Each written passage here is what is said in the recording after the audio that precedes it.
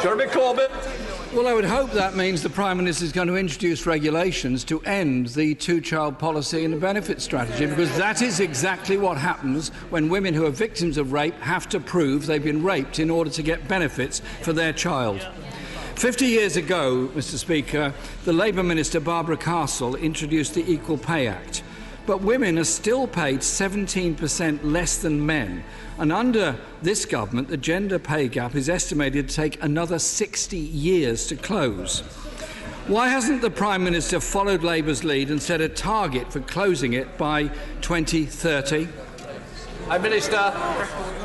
Mr. Speaker, not only are there now record women in employment in this country, but the gender pay gap is at a record low.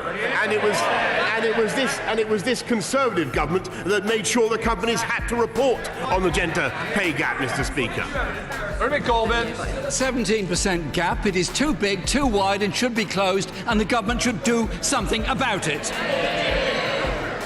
Mr. Speaker, every fortnight, 3 women are killed by their partner or ex-partner. Domestic violence is only likely to increase if large numbers of people are having to self-isolate. 10 years of austerity has denied councils the funding they need to support victims of domestic abuse. Will he commit to the extra £173 million needed every year to ensure that survivors get the support they so desperately need? Prime Minister. Mr. Speaker, we've just put record funding back into councils to support them in all their responsibilities.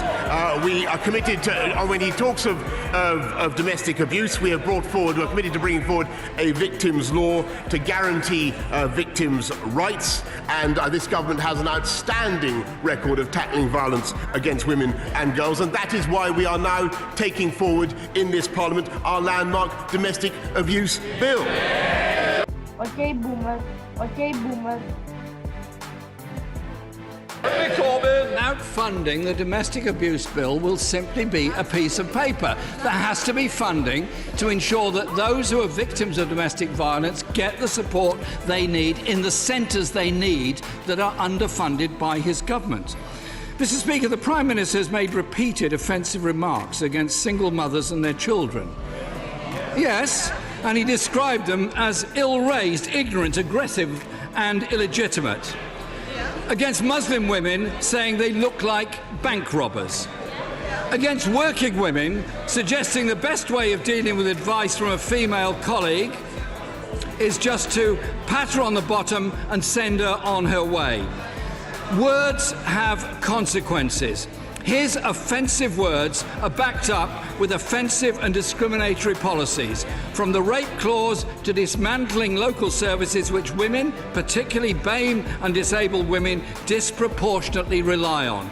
Can the Prime Minister apologise for his offensive comments and ensure that these discriminatory policies are reversed by his government? Prime Minister. Mr. Speaker, I am proud of what this government has done to promote the rights of women.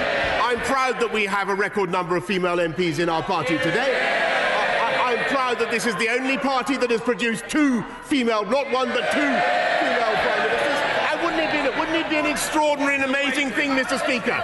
Still waiting. Wouldn't it be an amazing thing if that party were to produce a female leader of their own? Don't hold your breath, Mr. Speaker. And I will take no lessons. I will take no lessons in sexism from a party where good female MPs are bullied out of their party.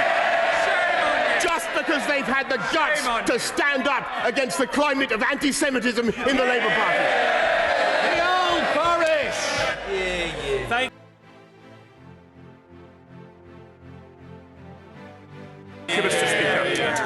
Can the Prime Minister explain to me why he is so singularly unpopular in Scotland? He's lost half the Scottish MPs. Support for independence is at an all-time high. Is it because he thinks he can say no to a nation? Or is it because the blustering buffoonery just jars with the Scottish people?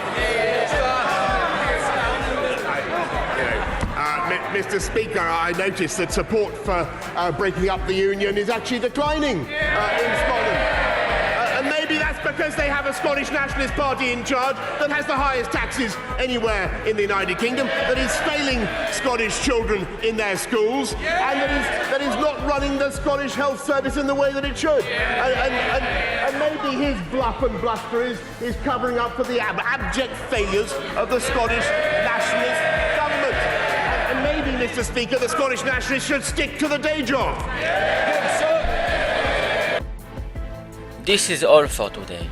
Please subscribe to my channel and share the video with your friends so more people can watch funny things. See you in the next video. Okay, boomer. Members must calm themselves. There is a long way to go. There will be more. There will indeed be more.